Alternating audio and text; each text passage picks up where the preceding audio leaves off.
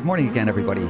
You are listening to Dennis O'Connor from Awakening in Health, and I have two very special guests here who are both event coordinators and event managers who are both bringing quite an interesting event to our local area here in far north Queensland. So I'm very excited to actually discuss a fair bit about that, because the speakers and the content of this event are around topics that I feel are very, very important for people to be aware of.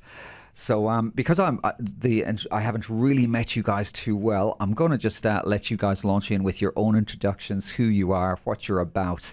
So welcome to Awakening in Health, guys. Thank you. Rebecca, please go first. And sorry, Rebecca, just to speak over you for a second. Rebecca, for the people who are just listening, is coming to us from across the water, so she's not here with us. And then the other part of the recording is in the studio. So yeah, Rebecca, would you like to start? Hi everyone. Yes, my name is Rebecca Scott. I was living in far north Queensland since 2007. So lived there for that period of time from 2007 to 2021. And in 2010, I decided I had this incredible need to do something other than being a tax accountant, which was my profession at the time. And it was just this desire to create events, and it kind of bubbled up in me, and it manifested in the form of the Cairns Adventure Film Festival, which I self-created and started in 2010, that went till 2012. And I did, it was an extreme sports short film festival. And we had an event at AJ Hackett's. We had people bungee jumping with motorbikes and all kinds of crazy stuff. But we also had all these short films. So that was my first foray into running events, writing grants, all of that sort of thing. And it honestly is a bit of a compulsion of some sort. I don't know. I'm sure Melinda will agree with me there.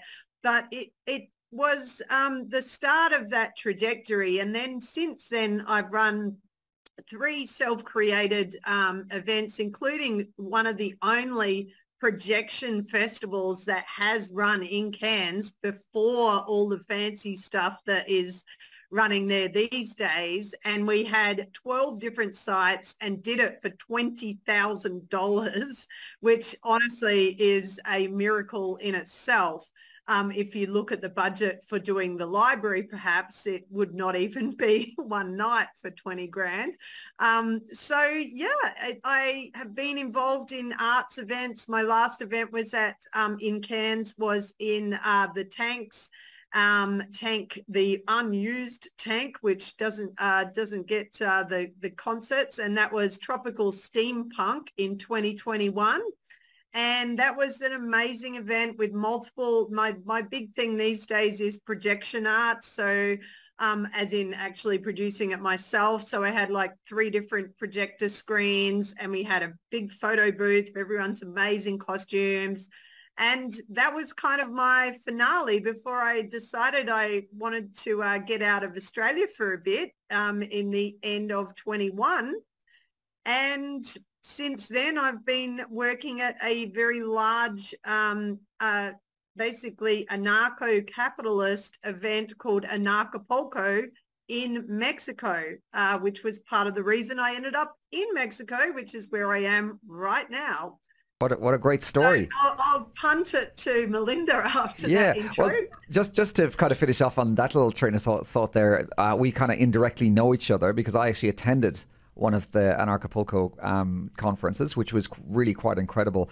And it's interesting because people not kind of with their ear to the ground with where we're looking at would never have heard of it, but it's actually a really significant global event with incredible famous, diverse speakers talking about all sorts of things from health to global economies and, you name it, survival, food, exercise. It was just a really great event. So I'm surprised that our paths didn't cross there, but it's good to meet you virtually at the very least.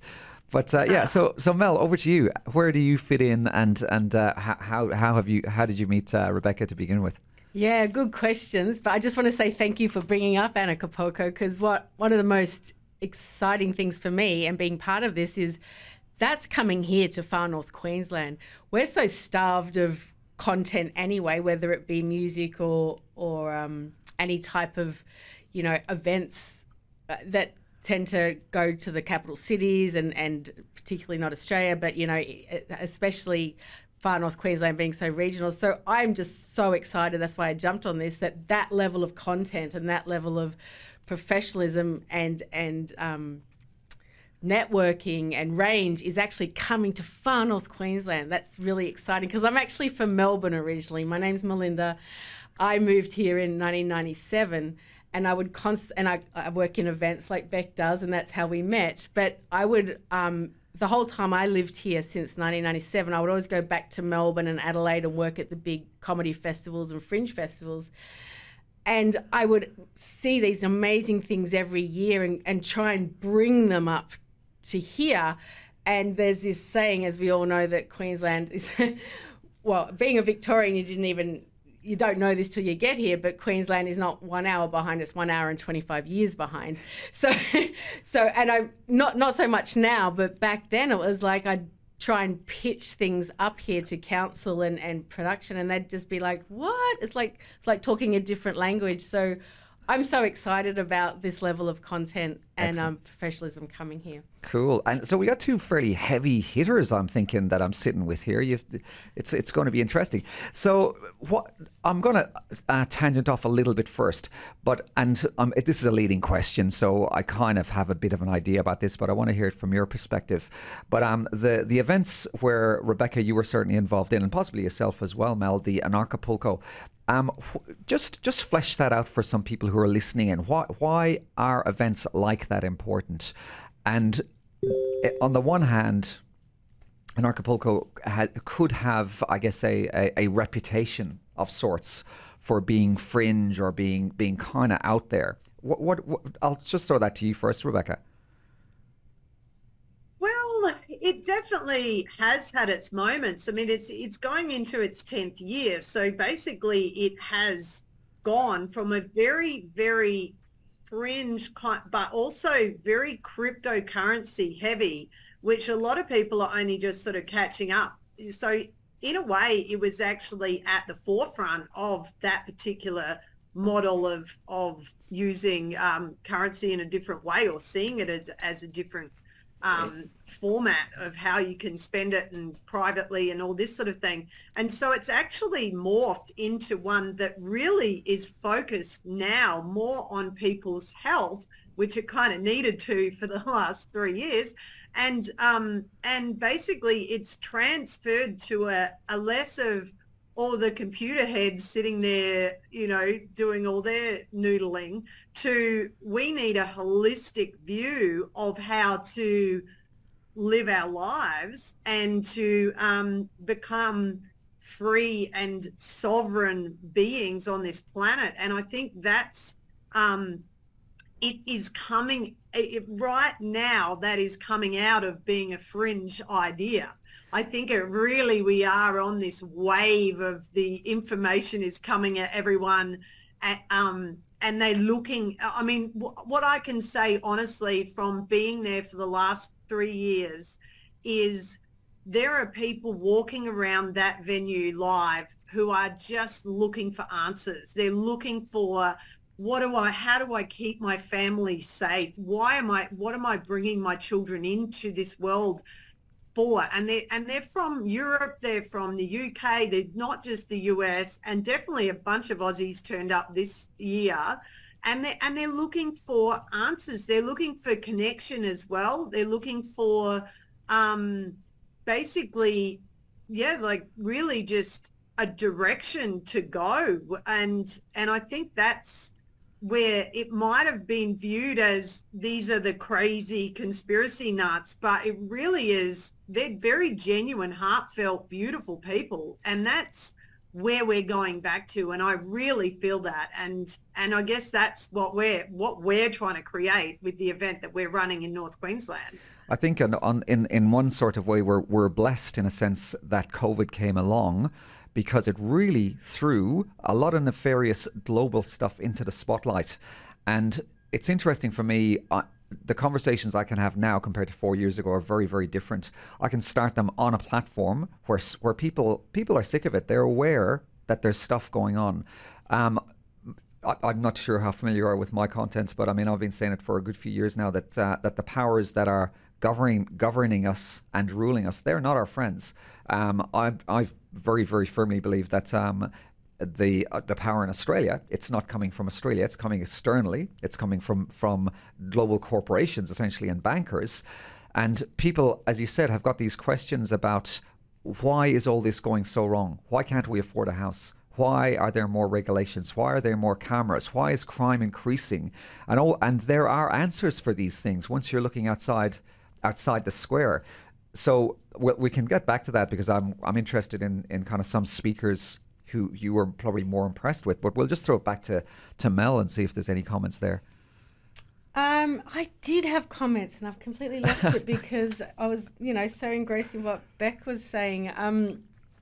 But I feel the same thing. I've been awake probably since I was a child, to be honest. I can tell you stories about my mother questioning my knowledge and What does awake mean? How would you describe aware? Awake? Sorry. Yeah, good. Because it's all our words are getting so tangled up now, aren't Absolutely, they? Understanding, understanding, woke, awake. I was just aware, and I think if we all tap into it, we get it. Like, are we living in a world that we imagined as a child? Are we living in a world that actually makes sense? And it doesn't. Madness has been normalized and neutralized. We watch thousands and thousands of murders on television and on computer games, but we can't see a pair of women's breasts on, that's offensive. Like, everything is upside down and inside out. And I think when you're a child, you get that. And maybe you don't speak of it, but so many times I'm like, that doesn't make sense. That doesn't make sense. Like, it doesn't make sense to live in fear. It does not make sense. I knew about my superhuman powers as a child, so and I just didn't understand why adults weren't using them, and so things like that. A lot of things didn't make sense. So when you say awake, just aware of the incongruence even in the frequencies, even in the I could speak forever about that, but and again, I think I think I hear what you're saying, and for me that's very, very blatant as well, as these continual messages that first of all we got through our indoctrination in schools. Then when we go to college, for example, people probably know that I'm a nurse by trade. I mean, the dichotomy now in what I now know as proper health compared to what I was taught. I've spent the last 10 years unlearning the majority of things I was taught over 20, 25 years. But then we have these messages from social media, from the television, and as I think what you're referring to is this understanding that we're getting lied to. We've been really had blinkers put on our awareness in order to keep us really, really controlled and to stop us from being free. Yeah. Oh, yes, absolutely. So the two stories that I'd come up, like even as a child, I questioned Santa Claus from the start. I was just like, you're constantly telling me not to speak to strangers, but you want me to go sit on the lap of a man in a costume? And my parents were overwhelmed at my honesty. I was just like, what do you mean? Like, and this is what we're still teaching our children. Don't talk to strangers, but you've got to go kiss Uncle Stephen, who you've never met before, who's come from the other. And then we berate our children for, don't be so mean to Uncle Stephen. And energetically as a child, because you don't have the words for it, you're like, no, there's something wrong here. I don't want to do that, but you don't know how to say that. So I don't want to go down Sure. But essentially what you're talking about is about this bastardization of intuition. Yes. And the pull. Again, I talk a fair bit about this on my social media, but this really far pull away from the magic that we have, that we're able to create, and this idea that we're all these tiny little germs, whizzing around a ball that are just insignificant and accidental. And I think that's a deliberate attack on how powerful that we can be. That's right. I agree with you totally. I think there's a lot of suppression, and that's been really obvious to me about our capacity as people and as communicators and as a spirit experiencing itself. You know, there's been a complete number of veils put over us, and it's really interesting watching people. There's no other way. Becoming more aware, yes. you know, becoming, and COVID was a blessing for that. It was that catalyst for people to going, question. hang on, something's not right, and question everything. And my father taught me that. You know, I attribute a lot of my skills and my knowledge to and my capacity to my father, who said question everything. He was an engineer. But yeah, I was going to gatherings and meetings ever since 2008-ish of a group of us that were like, we know something's not right and blah, blah, blah, blah, blah. And yeah, like Beck said, you kind of had to be in the quiet, but you don't anymore. I don't feel scared anymore about speaking where I'm at and where things are and questioning people instantly. And you know, it is our responsibility in a way to help people and show them there are other options, which is definitely what my path has been through events. And, you know, I used to run things like Kamikaze Cabaret and really political cabarets and comedy and things like that. And my rule of thumb was, if 2 people in my audience haven't walked out in the first 5 minutes offended, I'm not doing my job right. You know what I mean? Like if people aren't questioning what is on my stage and feeling, you know, uneasy or emoted, then I'm not doing it properly. I'm still in the mainstream. You know? But when did it become such a thing to carry so much weight behind being offended? When did that happen? Oh, one of my favorite comedians, who I can't think of his name, was Steve. It'll come to me. He does this whole thing about being offended. It's like, guess what happens when you're offended? Nothing. You don't lose money. You don't get cancer, you know. And then he goes on to say, well, look, boy band music offends me. I just don't listen to it. It's that simple. Absolutely. Right? You know? Absolutely. Rebecca, back to you. I'm really enjoying this conversation, so thank you very much, guys. Okay, but so you have been fairly heavily involved with Anarchapulco. Could you maybe throw out something about a couple of standout guests that have been there, or even some standout concepts that have really changed your way of looking at the world? Take that wherever you want to go, by the way. Definitely Dr. Andrew Kaufman, who I know how to say his name properly now. He has been an amazing person to get to know. And I say that, I mean, I know him better than just him walking on stage. He's been a very, very generous with his time. He's a beautiful person to deal with. And to see someone who is a career, and for anyone who doesn't know, he was a career psychiatrist. And to have a psychiatrist go to natural medicine and be lecturing, like doing a presentation on how you can, what was his first one that I saw was how you can use natural, like just things around the house to clean with and like vinegar and whatever, but also a few things. Oh, turpentine, that was the one. He used how to use turpentine for something. And I was like, wow, there's this guy who used to be earning the mega bucks as a career psychiatrist is now on stage trying to really give people very cheap remedies to get through the next year of the so-called pandemic.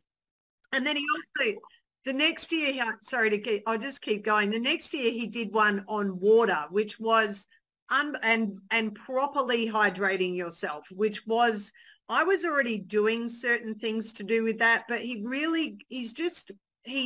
not the most dynamic kind of fanfare Del Bigtree kind of dude, but his content is so sound and backed up by real facts and, you know, without being sensationalized. And I think that's what I really loved his presentations for that. Yeah, I got to interview Andrew while I was over there, so I'm presuming you saw it, Rebecca. You can lie to me. I've only seen you talking to Mariam. Oh, I'm okay. I'm glad. You know, I accept your honesty, and I'll forgive you for not seeing the rest of my stuff. but yeah, listen, Andrew is a standout for me as well. And to the thing that's I'm interested in I guess sharing with people is just, again, as we talked about before, Mel, is to have that kind of questioning approach. And one of the things that really blew me away about Andrew was his dissecting of virology. And if you had been talking to me 10 years ago about our beliefs and our presumptions around viruses, and if you had even hinted at some of the things that Andrew's talking about, I would have just called you absolutely crazy. So when I first saw Andrew's work, it was when he was dissecting the PCR tests and how brutally inaccurate they are, and then throwing the whole question mark over the actual hypothesis of virology itself. And for anybody who's listening out there, because this goes to local radio, so some of my listeners are not going to be as kind of familiar with some of that kind of content. There are at the very least massive doubts over viruses and their discovery and what they are, and there is a ton of evidence to support that alternative narrative as well, which Andrew was very, very fastidious and meticulous in pulling apart. And I think that's the other important thing, is that some of these speakers, they are so well referenced, and they validate their concepts just in such an incredibly amazing way. Who else stands out for you? But Andrew, for me, would be right up there. Beck? Yeah, he definitely, he's beautiful. As far as, I'm more on the energetic awareness building, energy healing kind of spectrum. That's my great love. So when I experience some of that kind of work on it during someone's presentation on stage, then it's pretty amazing for me. And we had a Mexican Indian, so when I say that, I mean First Nations. Basically, he is seen as the leader of the pre-Hispanic Indian tribes in Mexico. And he came into stage doing this with this amazing headdress and did this absolutely astounding, you could feel the pin drop, but it was just so powerful. Like, this person had so much presence. And I actually did a healing session with him, which was kind of half chiropractic and half sticking these porcupine things into my into my feet.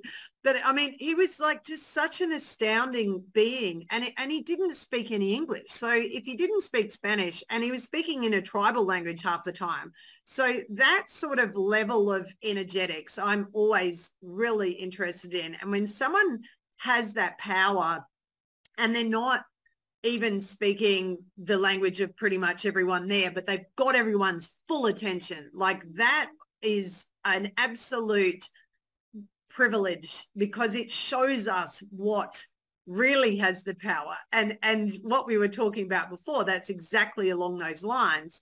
But then there's speakers such as Larkin Rose. He's got such an amazing background and he's just put out the Jones Plantation film, which I highly encourage everybody to get on, and I would like to organise a screening in Cairns probably. We'll see if I have time during this trip, but it's basically showing that and it's a very American sort of understanding of what the Jones Plantation is, but I'll let the audience go and look that up themselves and find out what that's about, because it's worth $10 US to watch it. And Larkin Rose was someone I'd never heard of as an Australian. I had no idea who this guy was, but he did a 3-hour workshop that was one of the biggest attended workshops, and people are just mobbing him because he's just a bit of a superstar in the kind of sovereign being knowingness realm. And he's very even-mannered. He's not too dramatic, and he just he calmly gets his point across. And yeah, I really liked him. Excellent.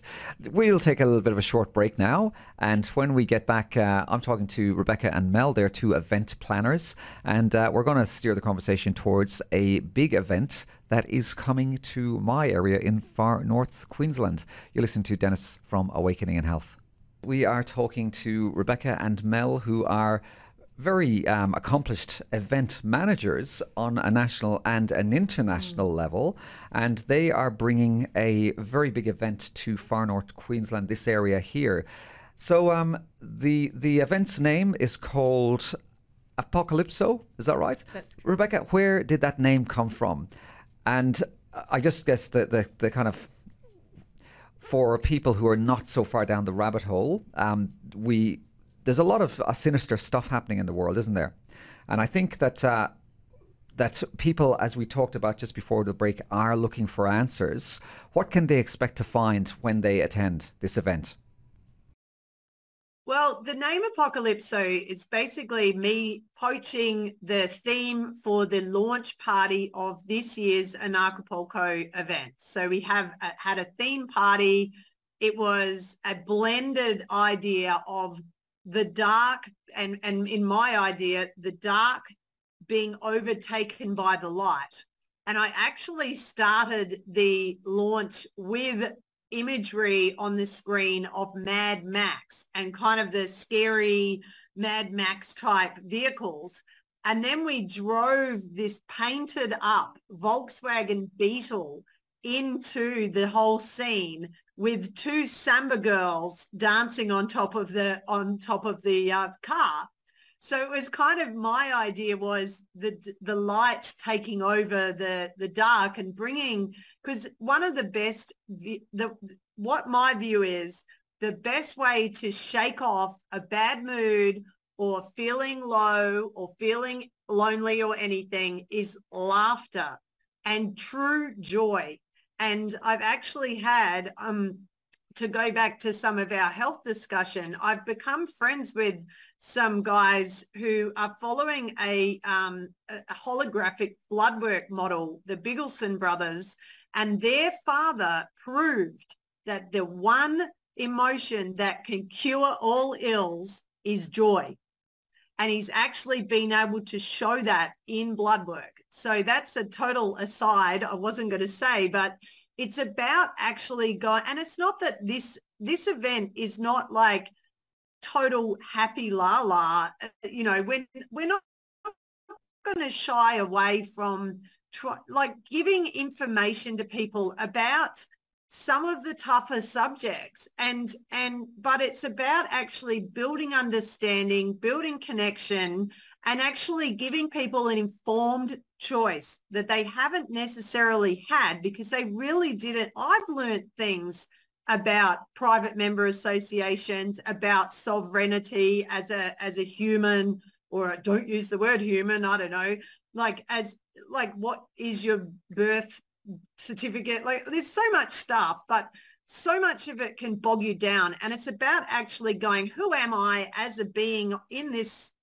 meat suit, so to speak, and how can I get through life without feeling so contained within this system that is wanting us to be controlled at every turn, you know? So I mean, that's just part of what we're wanting to create. So it's, I guess it's about people receiving education about how to be freer in a world where there's more restrictions going on.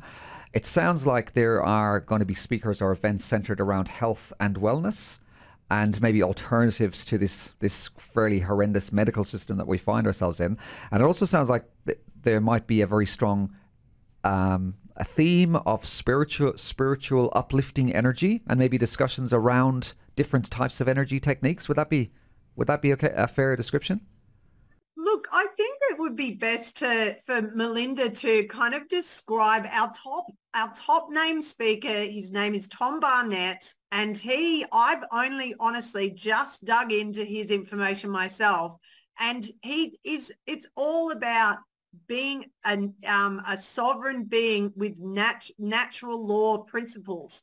So can I ask you, Melinda, to explain who Tom is and what your experiences have been with him?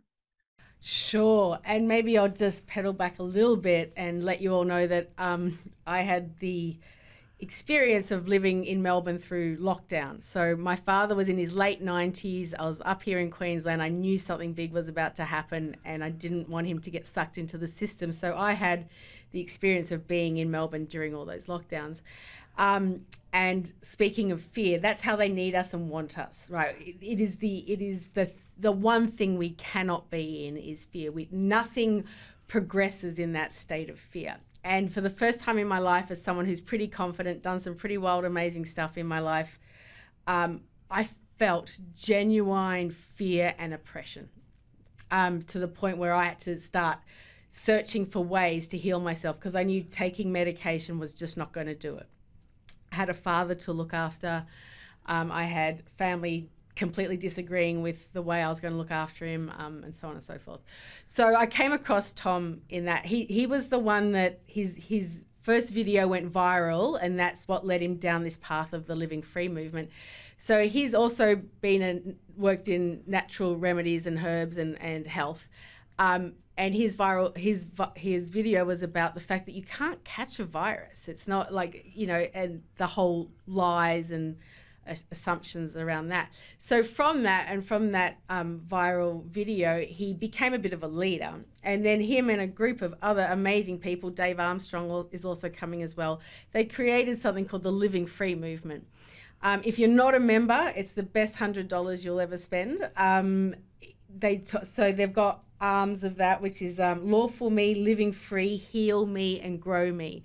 So it covers the entire kind of spans of what everyone's looking for. And for someone who's very well researched, I needed to go look for help in that space. So that's how we came across Tom.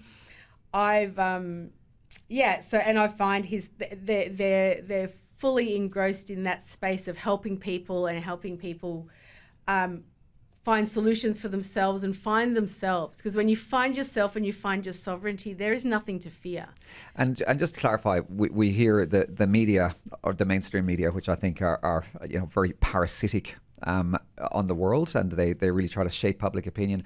We have them throw at these terms of sovereign citizen, for example. And I mean, that's an oxymoron, as we know, for a start. And there really is a push to have people look away from that, because if you're looking and talking about that, you're crazy, you're far right, you're whatever other disparaging remarks they want to throw on top of it. So, but from a consideration of sovereignty, to have somebody who might pick their ears up and resist that word, how would you lead somebody towards thinking about the importance of doing that? Yeah, I feel that there is a tyrannical system that's outside of Australia that is ordering the government in Australia to enslave us, and they're doing that with high interest rates. They're doing that with restrictions. They're doing that with cameras on the streets, and I can just go on and on and on about the noose that I feel is tightening around people. People can't afford houses anymore. You got 50-year-olds living with their parents and grandparents. We're enslaved and in poverty, and my feeling is that to educate people, or to lead them, or to guide them with love and with compassion towards the idea that there are more answers and more options. For me, I think that's a priority in my work. Oh, look, absolutely. And if I could probably talk about, so I transitioned from event management into tiny house building. Right? Yeah.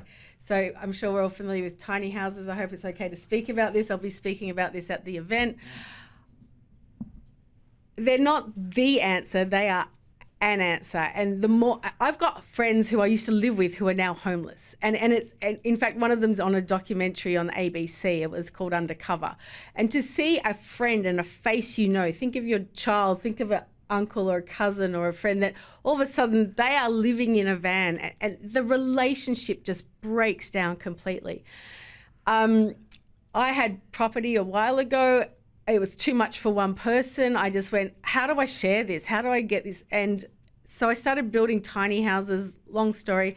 So, and again, they're like a platform. So I think about the people that are becoming awake and becoming aware. If we don't have the opportunity to show them something that's a bit lighter and brighter and better and alternative, I wouldn't blame anyone for running back to the devil they know. At least they know it. You know, being aware is one thing, or waking up is one thing, standing up is another thing. And for all of us who have been practicing it for a while, it's easy for us. But I remember those first few times I spoke to a policeman like they were a human and not a person in a costume with a badge.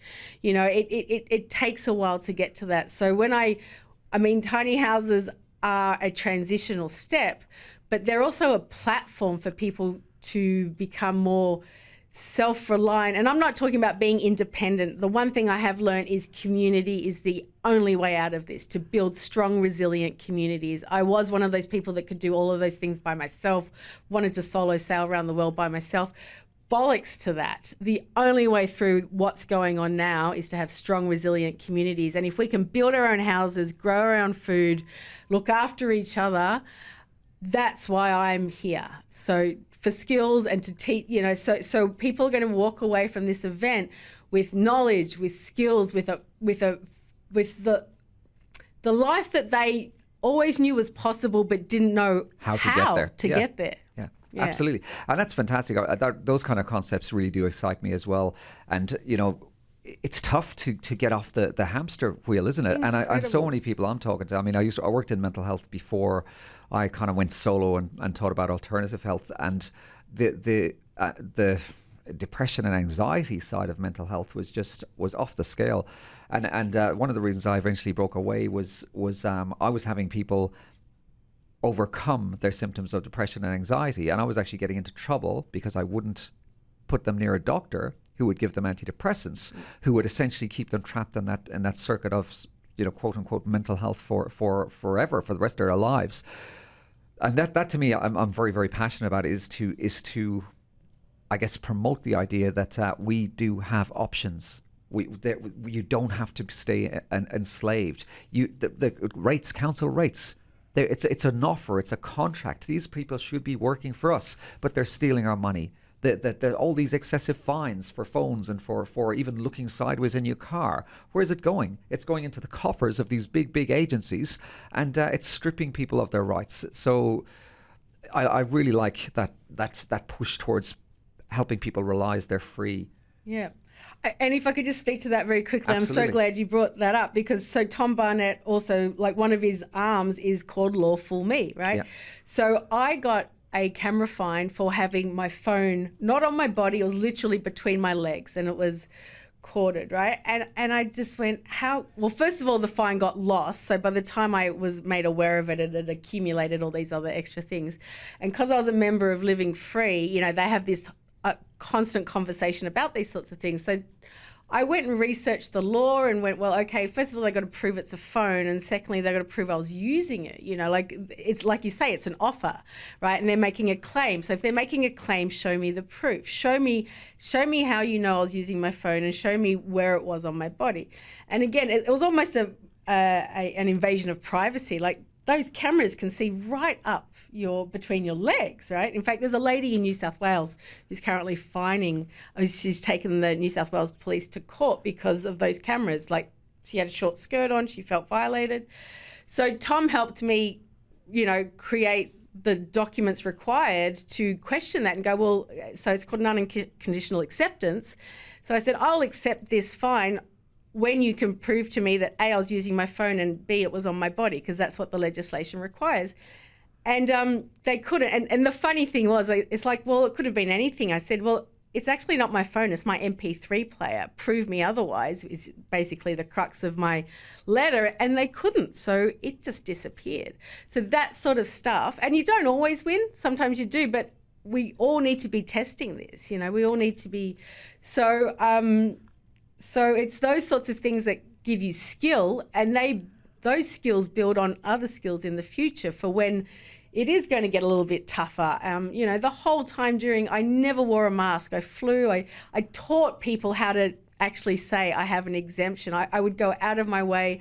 I'd run it, you know, around 3:30, school kids would be going into Woolworths. I'd make my way up to Woolworths, and I'd teach them all how to say I have an exemption. It's that simple, you know, and how to skill themselves up. So this is what we're about. And just very quickly on that, from a health perspective, and I'm sure I'm telling you guys how to suck eggs, but for people who out there are listening to the possibly crazy people here, the mask thing, obviously I'm an ex-nurse who's working in intensive care, is one of the most ludicrous things. And for anybody who doesn't want to wear a mask again, or who feels bullied or pressured, one of my favorite kind of shutdowns would be if people ask me, where's your mask, which actually happened a few times. I would go, okay, why? Because of a virus. Why? Because it comes from your mouth and nose. Okay, and my reply then would be, but what about mucous membranes? And I get a blank look. I go, okay, you have mucous membranes. That's if we believe the virus hypothesis, by the way, which is another story, but let's just pretend we do. Our mucous membranes, that's where you catch our viruses, in your nose and in your mouth. And they go, yeah. And I go, okay, what about your eyes? And people would look at me. I go, yeah, we have mucous membranes in our eyes. So do you think there's a magic kind of halo around here that's blocking this part of your face? How's your mask meant to work? Please tell me. And there's no answer for that. There's absolutely no answer for that. But you're right. It's about us collectively sharing this type of information to make people understand that yes, we do have choices. We're not prisoners. We can say no to things, and it's our continual compliance that's actually causing the majority of the problems we find ourselves in. What would you say to that, Rebecca? I think it's also worth to noting how many of those distance fines that it said my internet was unstable. So, but there were so many fines that were turned over when people were smart enough not to pay them, because they were unconstitutional and they were invalid in the first place. So I think it's not about turning everyone into vigilantes. It's about actually questioning this perceived authority. And this is what I'm actually really looking forward to hearing about during the event. This is retraining for me too. You know, I don't have it all worked out what to say about, you know, every situation with you know, authorities telling me to put a mask on or whatever. But it's about how to approach situations with power and with your esteem intact, rather than this kind of, please don't tell me. I mean, I still feel like the kid in school getting told off by the teacher with certain experiences.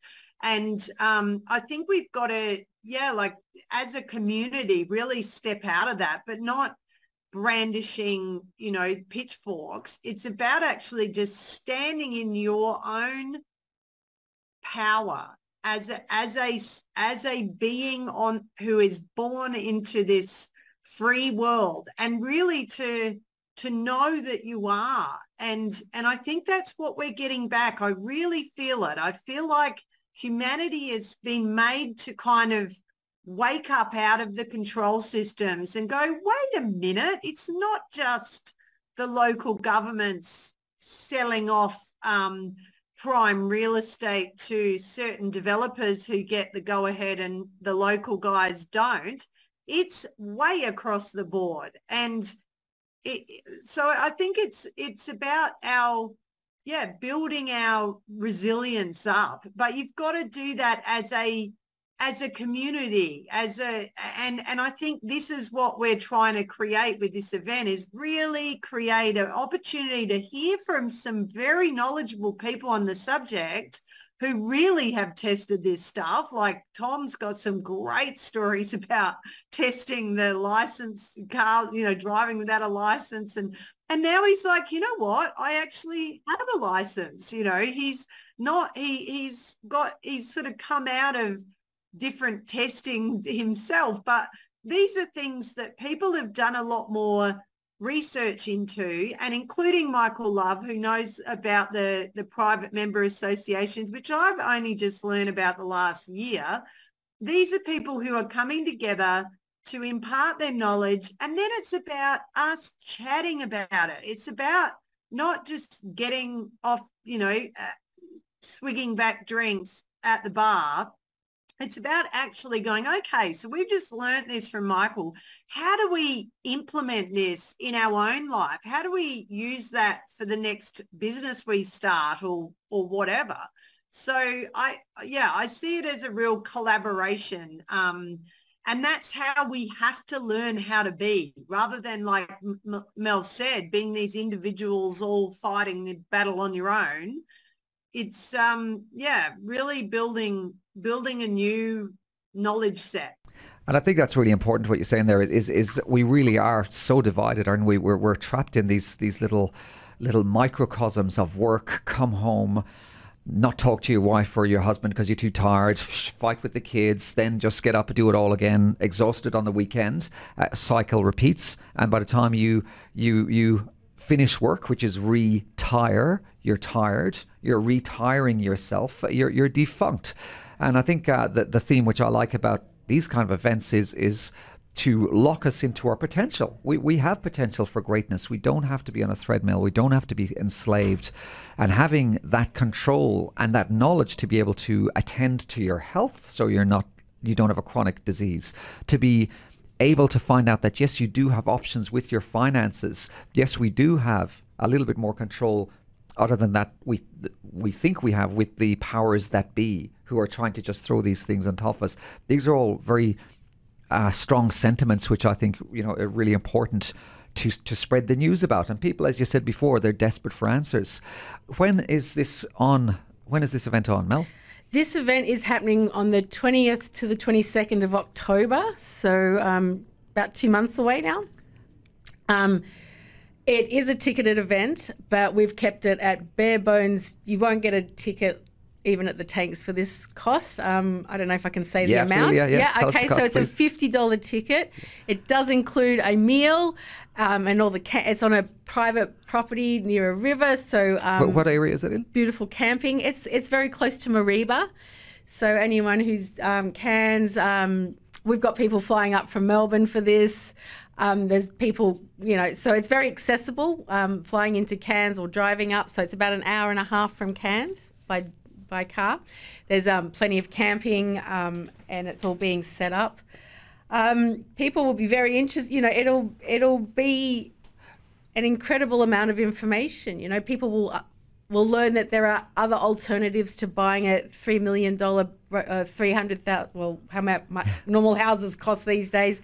$40,000 house, $400,000. Oh, sorry. Let's start that again. So, people will learn that. You don't have to buy into the suburban house and get a mortgage for 40 years. People will learn that there are that people will learn that people are setting up people's banks. We won't have to use the Commonwealth Bank anymore. There'll be banks that are actually owned by us. There's a lot of information that's going to be available so people can see that there is another way of living, Is it a multi-day event? It is a multi-day event. Friday. Come in on Friday. Rebecca's cooking a big Mexican meal up on Friday. We'll gather then. We're going to eat together. A community that eats together stays together. There's speakers all Saturday and Sunday and workshops, and there's music. So it's not all about information. It won't be a complete information overload, even though there's plenty there. We encourage people to bring themselves, but also bring people that are sitting on the fence. We've all got those friends that are like starting to go, oh yeah, this doesn't make sense.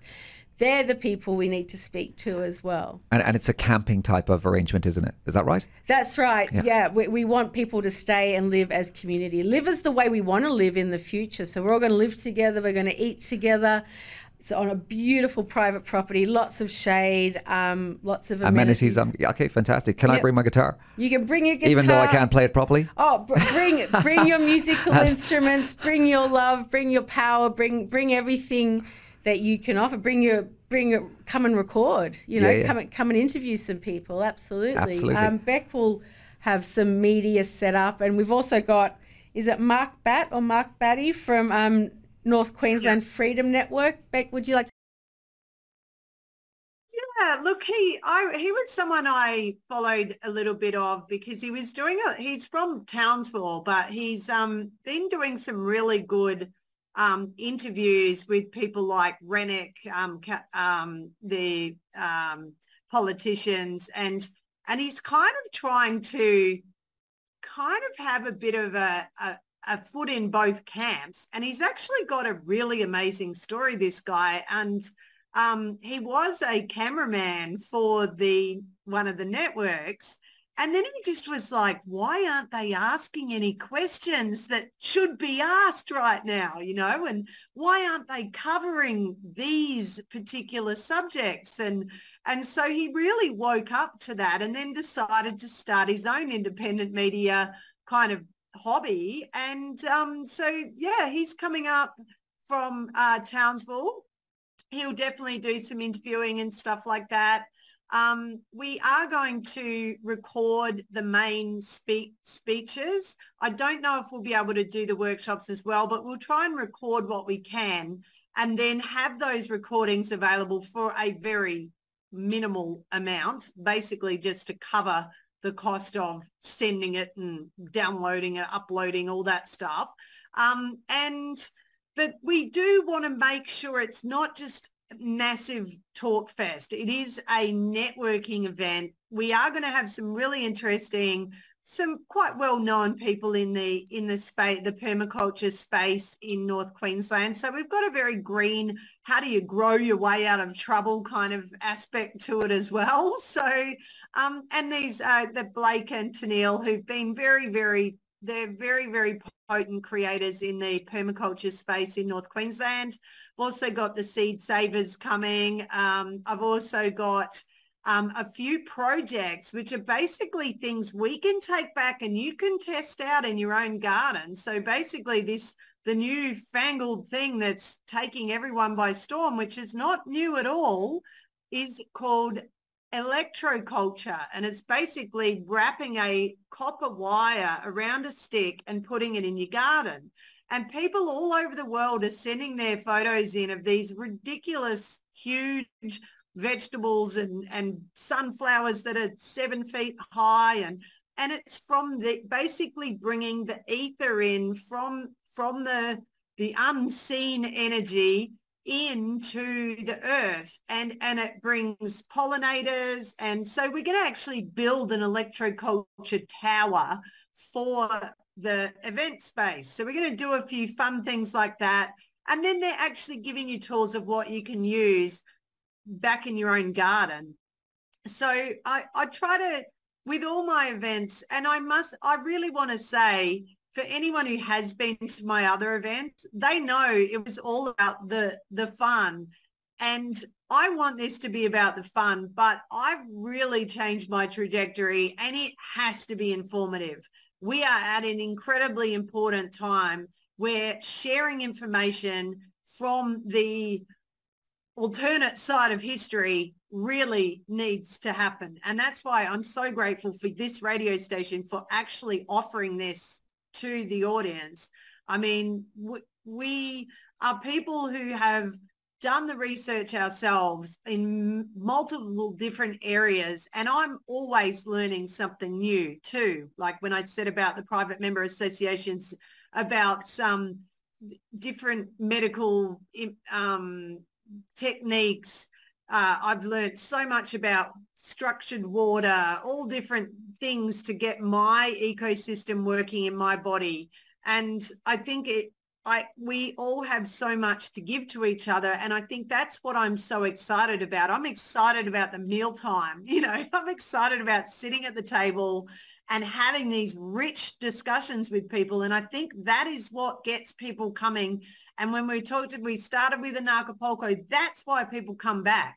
They come back because they want those discussions with people. They're sick of talking about the weather or the rugby, you know, like they want to talk about something else, you know, and I think we're at that point. So we're going to deliver. Fantastic. And if anybody wants further information about that, they can reach out to me, Dennis, DENNIS, at awakeninginhealth.com. Any further little things to add before we close out? Oh, look, I will add the website address if people want more information. So it's Create More, as in the two words, createmore.com.au. apocalypso.com.au. So there's a picture of Apocalypso on the front. Click that, or just go to the events page, and that will give you a lot of the information about not only the event, the speakers, so that's the place to go for information. There's also a Facebook event, Apocalypso FNQ, I believe. You'll find it. It's really easy to find on Facebook if you're on that thing. And tickets are very reasonable at the moment and will stay that way. We didn't want to just do early bird. We want this really affordable for everyone. We want people to walk out of there meeting new people and having a whole new vision about what life can possibly be. Yeah. Love it. And I've also made it clear that we do take cash, but I don't want people waiting until the last minute. So I have put up the gate price. So if you want to pay cash, send me an email and we'll work it out, and you can pay cash ahead of time and I will issue you an email ticket. Okay, so cash is a very important thing for us to keep, and I know Cairns has had some interesting battles, and we are not perpetuating the no cash zone. And we also take crypto if you do want to pay crypto. Awesome, great to hear. Guys, what a fantastic, interesting, energetic conversation we've just had this morning. Thank you so much for coming along. It's been a pleasure. Thanks for having me. You've been listening to... Thanks for the opportunity. Not a problem at all. You've been listening to Dennis from Awakening in Health this morning, and hopefully you have a fantastic week ahead. Thank you. Awesome. It's a wrap. It's a wrap. All good? You know what?